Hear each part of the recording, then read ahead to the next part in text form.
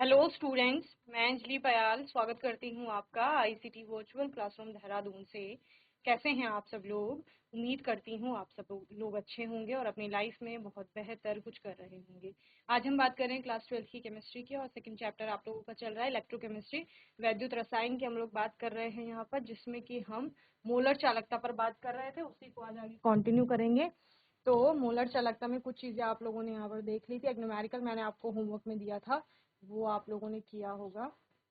तो आपका न्यूमेरिकल था calculate the molar conductivity of the KCL solution given molarity m is equal to 0.30 m, conductivity at 298 Kelvin, kappa is equal to 0.023 siemens centimetre inverse. Okay, तो ये आपके पास m की value है और आपके पास कापा की वैल्यू दी गई है। तो सोल्यूशन यहाँ पर आपका क्या है, देखिए molar conductivity is equal to क्या होता है आपका, यानी lambda M is equal to होता है कापा इंटू 1000 बाय एम। ठीक है, तो 1000 इंटू कापा की वैल्यू आपकी 0.023 और डिवाइडेड बाय 0.30 जो कि क्या है एम की वैल्यू है। ठीक है, तो कैलकुलेट कर लेंगे आपका आंसर। ठीक है, आपका आंसर आ जाएगा centimetre siemens centimetre square mole inverse. Okay, तो ये क्या है, ये लैम्डा एम की वैल्यू होगी।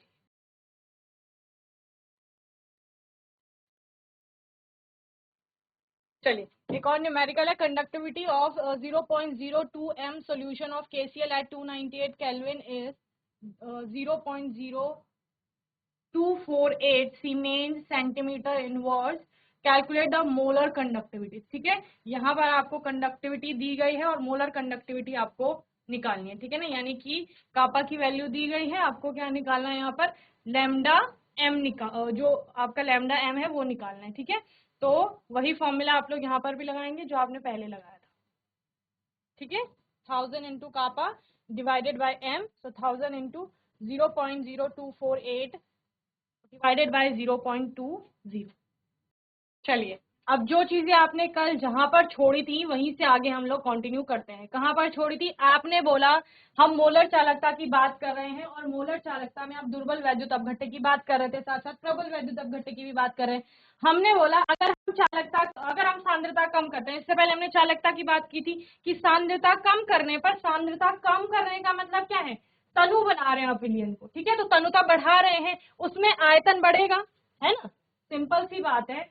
सांद्रता कम कैसे होगी, जब आप उसमें और कोई चीज ऐड कर रहे हैं, जैसे आप वाटर की बात कर रहे थे कि हम उसमें और जल डालेंगे अगर, तो तनु हो जाएगा विलयन, तो तनुता बढ़ेगी। और ज्यादा अधिक जल डालेंगे तो उससे क्या होगा, आयतन बढ़ गया था आपका यहाँ पर, आयतन बढ़ने से चालकता कम हो जाती है, ये आपने बोला। तो सीधी सी बात है कि सांद्रता कम करने पर चालकता यहाँ पर कम हो रही थी। ठीक है, क्यों, क्योंकि आप जब प्रति आयतन पर आयनों की संख्या देखते हैं तो वो घट जाती है आपकी। ठीक है, दूसरा मोलर चालकता पर इसका क्या प्रभाव पड़ता है, तो यहाँ पर भी जब आप सांद्रता को कम करने की बात कर रहे थे तो सांद्रता कम करने से आपका मोलर चालकता बढ़ रही थी। ऐसा क्यों हो रहा है, जबकि आपने बोला कि जो मोलर चालकता है वो तो चालकता पर निर्भर करती है और चालकता बढ़ेगी तो मोलर चालकता भी बढ़नी चाहिए, या चालकता घटती है तो मोलर चालकता भी घटनी चाहिए। पर ऐसा नहीं हो रहा था, क्यों, क्योंकि जो लैम्डा एम है यानी मोलर चालकता है, वो चालकता के साथ साथ उसके आयतन पर भी निर्भर कर रही है। और आपने बोला जब दो चीजों पर निर्भरता है और दोनों विपरीत तरीके से काम कर रहे हैं, है ना, आयतन बढ़ रहा था तो आपका चालकता घट रही थी, दोनों अलग अलग तरीके से काम कर रहे हैं, एक बढ़ रहा है दूसरा घट रहा है। तो जो ज्यादा प्रभावी होगा उसके आधार पर आप इसकी वैल्यू का आकलन करेंगे। तो आपने बोला हम आयतन के आधार पर करते हैं, तो आयतन क्योंकि बढ़ रहा है तो यहाँ पर मोलर चालकता भी आपकी बढ़ती है। दूसरा यहाँ पर एक टर्म आई थी जहां पर आपने शून्य सांद्रता की बात की थी। शून्य सांद्रता का मतलब क्या है, देखिए सांद्रता आपने कहा हम क्या कर रहे हैं, घटा रहे हैं। ठीक है, डाउनवर्ड एरो का मतलब क्या है, सांद्रता को कम किया जा रहा है, सांद्रता को कम करने का मतलब हम आयतन को बढ़ाए जा रहे हैं। ठीक है ना, सांद्रता कम करते करते आप कितना कर सकते हैं, सी की वैल्यू 0 के इक्वल कर सकते हैं। सी क्या है आपकी, सांद्रता। तो सांद्रता को कितना कम करोगे किसी चीज को, शून्य तक तो लाएंगे लास्ट, तो शून्य कर दिया, उस केस में जो आपकी V की वैल्यू होगी, आयतन कितना हो जाएगा, कितना डाल सकते हो आप जल, अनंत मात्रा में, ठीक है ना। तो आयतन भी क्या हो जाएगा, अनंत हो जाएगा, इनफाइनाइट वॉल्यूम हो जाएगा, ठीक है। इस केस में जो आपका यहां पर लैम्डा एम की वैल्यू आएगी वो कितनी होगी, वो भी आपकी अनंत हो जाएगी। तो उसी को आपका, इसको क्या कहा जाता है वहां पर, लैम्डा एम इनफाइनाइट, यानी कि अनंत मोलर, अनंत आपका आयतन में जो मोलर चालकता होगी उसको सीमांत मोलर चालकता आपकी कहा जाएगा, ठीक है ना। ये वाला शून्य सांद्रता पर जो मोलर चालकता है उसको क्या कहा जा रहा है, आपका सीमांत मोलर चालकता। समझ रहे हैं? चलिए, तो क्या समझ में आया था आपको, यदि सांद्रता को कम किया जाए तथा आयतन को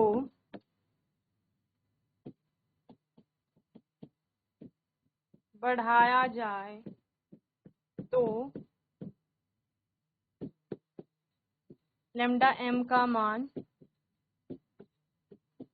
बढ़ता है, ठीक है। अब इस केस में हमने क्या की, सांद्रता हमने शून्य कर दी, ठीक है। क्या किया बच्चे, हमने सांद्रता शून्य कर दी। यदि सांद्रता शून्य हो तो लैम्डा एम का मान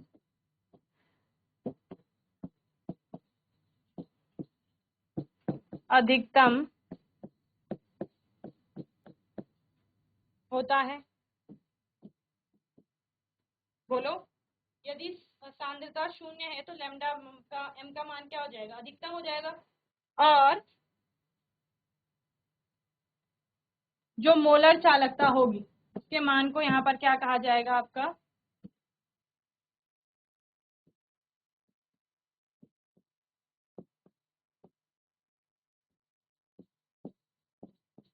अनंत या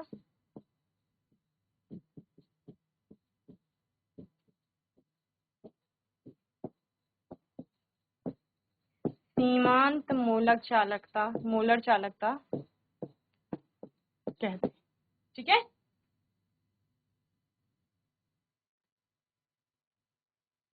चलिए, अब हम प्रबल वैद्युत अपघट्टों की बात करते हैं, ठीक है ना। आपने क्या बोला, प्रबल वैद्युत अपघट्य, ठीक है ना, जिसमें हम जैसे केसीएल की बात करते हैं, एनएसीएल की आप लोग बात करते हैं, प्रबल वैद्युत अपघट्य, ठीक है। तो प्रबल वैद्युत अपघट्य के केस में भी यही होता है। साथ साथ आप दुर्बल वैद्युत अपघट्य का केस लेकर भी चलते हैं। यहाँ पर आप अगर लैम्डा एम और रूट सी, सी क्या है, सांद्रता है, लैम्डा एम आपका क्या है, मोलर चालकता है, उन दोनों के बीच में ग्राफ बनाते हैं। तो अगर इस केस से हम इधर को चलते हैं तो जो आपका सी है उसकी वैल्यू क्या होगी, बढ़ेगी ना, यानी सांद्रता बढ़ रही है। सांद्रता बढ़ने पर मोलर चालकता पर क्या प्रभाव पड़ेगा, बताओ। सांद्रता बढ़ेगी अगर तो मोलर चालकता पर क्या प्रभाव पड़ेगा, बताइए। आपने बोला था कि सांद्रता घटती है तो आयतन बढ़ता है, सांद्रता के घटने से आयतन बढ़ेगा और आयतन बढ़ेगा तो मोलर चालकता बढ़ेगी। तो सांद्रता के बढ़ने से आपका जो मोलर चालकता है वो क्या होगी, वो घटेगी। तो यानी जैसे जैसे आप आगे चलते हैं वैसे वैसे लैम्डा एम का मान आपका कम होता जाता है, ठीक है। तो इस प्रकार से आप क्या करते हैं, यहाँ पर ग्राफ देखते हैं जो लैम्डा एम और आपका रूट सी के बीच आता है, यानी कि आप क्या कह सकते हैं, दूसरा सांद्रता, और ये सिर्फ प्रबल वैद्युत अपघट्य नहीं, दुर्बल के लिए भी यही आएगा। दुर्बल और प्रबल वैद्युत अपघट्य के लिए सांद्रता बढ़ने पर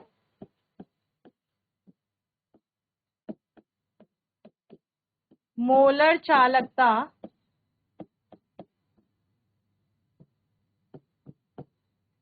घटती है, ठीक है।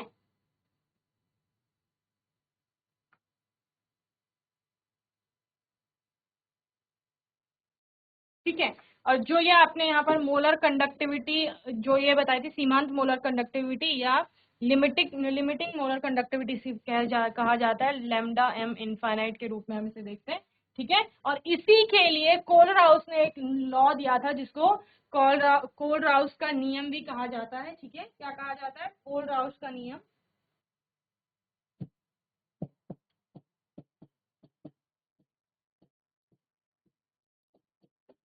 बहुत इंपॉर्टेंट है ये भी आपका।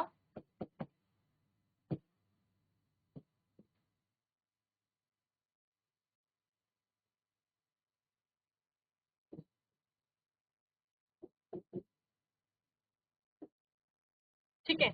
कोलराउस ने क्या बोला, देखो कोई भी आप वैद्युत अपघट्य की बात कर रहे हो, ठीक है ना, तो कोई भी आपका एक मोस्टली आपको आयनिक कंपाउंड्स दिख रहे हैं, ठीक है, उसका जब विघटन होगा तो अलग अलग आयन बनेंगे। जैसे आप क्या बोलते हो, NaCl है आपका, तो किस में टूटेगा? Na पॉजिटिव में टूटेगा और Cl नेगेटिव में टूटेगा। ठीक है। KCl है आपका, तो K पॉजिटिव और Cl नेगेटिव में टूटेगा। यही होता है ना, तो आयनों में विभक्त हो रहे हैं। वैद्युत अपघट्य जो है अपने अपने स्वतंत्र आयनों में विभक्त हो रहे हैं आपका। जब ये अपघटन हो रहा है तो अपघटन में आप यही तो बोल रहे हैं कि आयनों में उनका टूटना आपको दिखाई दे रहा है। तो जो यहाँ पर कोलराउस लॉ क्या कहता है, वो कहता है कि जो NaCl है, जो वैद्युत अपघट्य है आपका, उस वैद्युत अपघट्य की जो सीमांत मोलर चालकता है, वो इसकी भी अपनी एक मोलर चालकता होगी, इसकी भी होगी। ठीक है ना, तो इन दोनों की मोलर चालकताओं के योग के बराबर होगी। क्या बोला मैंने? जो इसकी सीमांत मोलर चालकता है, सीमांत मोलर चालकता यानी कि जो आपका इनफाइनाइट आपका उसमें तनुता पे या डाइल्यूशन पर आपको दिखाई दे रही है। ठीक है ना, इनफाइनाइट डाइल्यूशन पर जो आपकी मोलर चालकता है, समझ रहे हैं, वो मोलर चालकता जो होगी वो इसकी और इसकी मोलर जो चालकताएं हैं उनके योग के बराबर। क्लियर है? चलिए, तो यहां पर क्या समझे इससे, यानी कि जो इसके लिए होगा इज इक्वल टू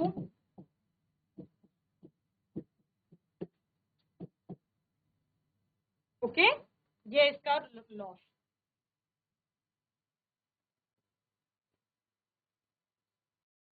चलिए, सो लिमिटिंग मोलर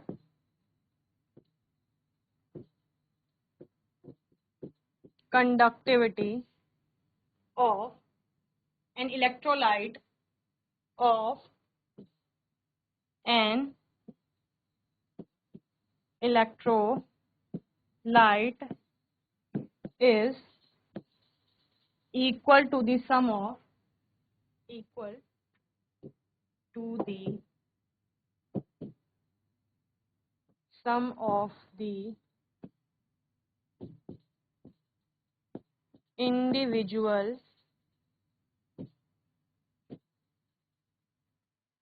molar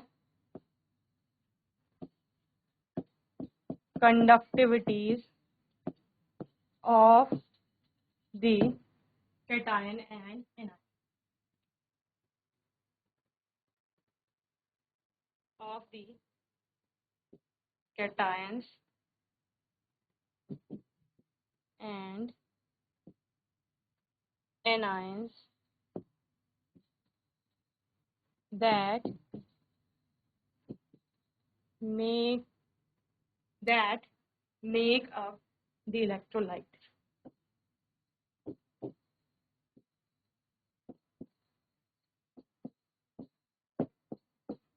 समझे? NaCl का आपने यहाँ पर एग्जाम्पल ले लिया। इसी मोलर चालकता के लिए आप एक वर्ड तुल्यांकी चालकता भी कहीं कहीं पढ़ रहे होंगे। ठीक है ना, तो वो यही है। तो क्या हो गया, अनंत अनंत तनुता पर किसी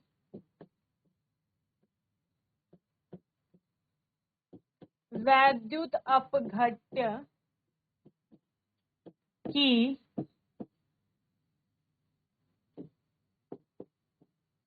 मोलर चालकता किसी वैद्युत अपघट्य की मोलर चालकता उसमें उपस्थित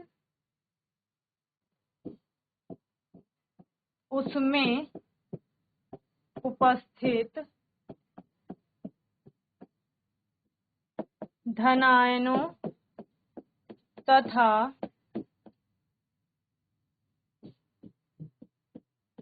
ऋणायनों या धनायन तथा ऋणायन की अनंत तनुता पर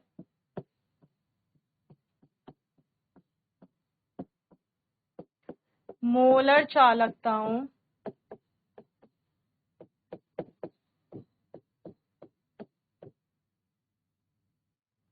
के योग के बराबर होती है। ठीक है, ये कोलराउस का नियम है।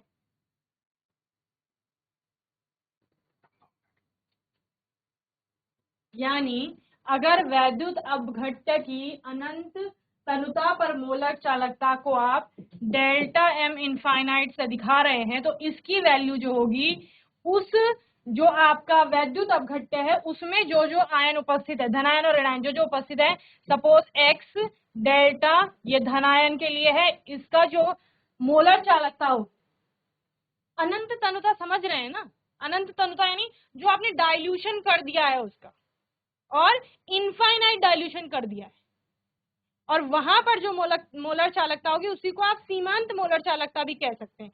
अनंत तनुता के स्थान पर आप सीधे यूज कर सकते हो कि किसी वैद्युत अपघट्य की जो सीमांत मोलर चालकता है वो धनायन और ऋणायन की मोलर चालकताएं जो है, सीमांत मोलर चालकताएं उनके योग के बराबर होगी। सिंपल सी बात है।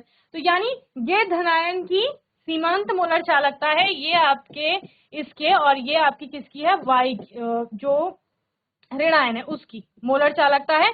तो दोनों की मोलर चालकताओं का जो योग है वो पूरे वैद्युत अपघट्य की जो सीमांत मोलर चालकता है उसके बराबर होगी। सिंपल सा ये आपका नियम है।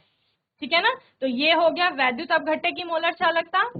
वैद्युत अपघट्य की मोलर चालकता कब, अनंत तनुता पर। ठीक है, और ये किसकी है, धनायन की,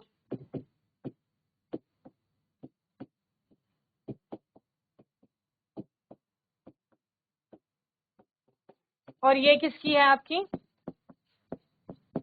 ऋणायन की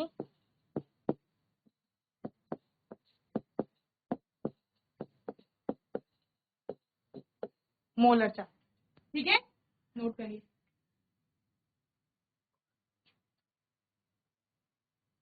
चलिए, तो कोलराउस का नियम के अनुप्रयोग, कोलराउस का नियम आप सभी को समझ में आया होगा। आने वाले सेशन में से आगे कंटिन्यू करेंगे। एक दो टॉपिक इस चैप्टर के बचते हैं जिसमें आप बैटरीज की बात करेंगे। प्राथमिक बैटरी, संचायक बैटरी या सेकेंडरी बैटरी जिन्हें कहा जाता है, उससे भी आपका क्वेश्चन बनता है, जिसे हमने प्रीवियस ईयर के क्वेश्चन पेपर हम लोग अभी करेंगे, तो आपको दिखेगा कि उससे प्रश्न पूछे जाते हैं। ठीक है, और ये तो मोस्ट इंपॉर्टेंट, इसको आपको अच्छे से तैयार करना है। ठीक है ना।